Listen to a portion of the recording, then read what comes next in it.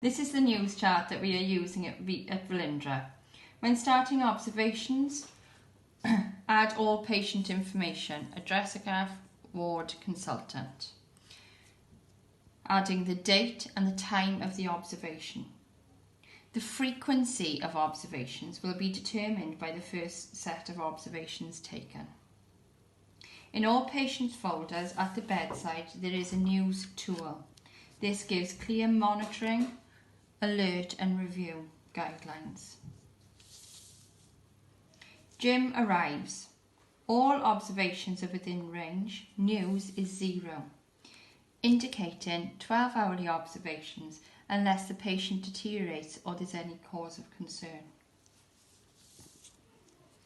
Rosie attends and she has been unwell at home. She has a respiratory rate of 22, SATs of 94, a temperature of 38, a blood pressure of 109/60 and a pulse of 94. Rosie's news is therefore a 6. 2, 3, 4, 5 and 6. She is alert, so it is 6. As Rosie is a new patient, observations should be done every 15 minutes for the first hour and continue with the guidance. In accordance to a news of 6, the patient should be reviewed within 30 minutes by the SHO, with escalating to the SPR if necessary, considering the administration of oxygen, commence a fluid balance, take bloods and ensure results checked. Consider an AKI. For further assessment of Rosie, we turn the page and there is another screening tool. I have ticked the boxes ready. Rosie had a respiratory rate of 22, a temperature of 38 and a heart rate of 94. Therefore, Rosie has SIRS, Systemic Inflammatory Response Syndrome. To us, that's a sign of infection. Since Rosie's attended the ward, she's also had a cough.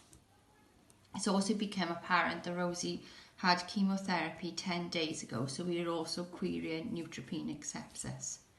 We follow the pathway down, and the handy tool of this is the S-bar. So when we are contacting the doctor, we can do it in the S-bar. So the situation would be news of 6, new admission 10 days post-chemotherapy. She's a CA of ovary, unwell at home for 3 hours. Query sepsis, query neutropenic sepsis, and she is deteriorating. Recommendation would be to assess the patient within 30 minutes, follow recommendations, BM, ECG and bloods.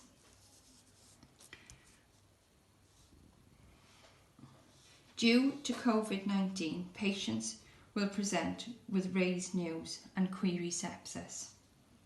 This is our severe sepsis screen pathway. So again, looking at this, we need to document clearly what we do. This is for the first hour of care.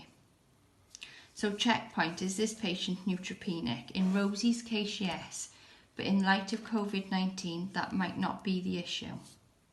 Okay, could this patient have sepsis? Yes. Apply the severe sepsis screening tool and we start the clock. This is the start of our golden hour. Oxygen saturations, blood culture should be taken. When we're looking at the blood, it's FBC, RLB, COAG, CRP. And I'll show you a picture of those. IV antibiotics should be given within the first hour. Fluid resuscitation, IV fluids, serum lactate. So this would be a VBG, a venous blood gas, which should be taken when we're taking all the bloods. There is a iStat analyzer down on CIU where we can get the results of those, which would be important for anyone who's doing venipuncture. Catheterize if required and commence on a fluid balance. Here you document time, the initial. If for any reason you're not doing something, oxygen is often a common one. It could be that the oxygen levels are 94, which is stable for the patient, or doctor has indicated no oxygen required. But make sure you fill in all the boxes to cover yourself. Going down, just saying if you've discussed with the SPR or the consultant, and again, keep filling it in. At the end it does say 1 hour time check, all steps done, yes or no. If it is, then press yes. If no, you know you've done the best you can, and just be honest and put no. It's not a problem.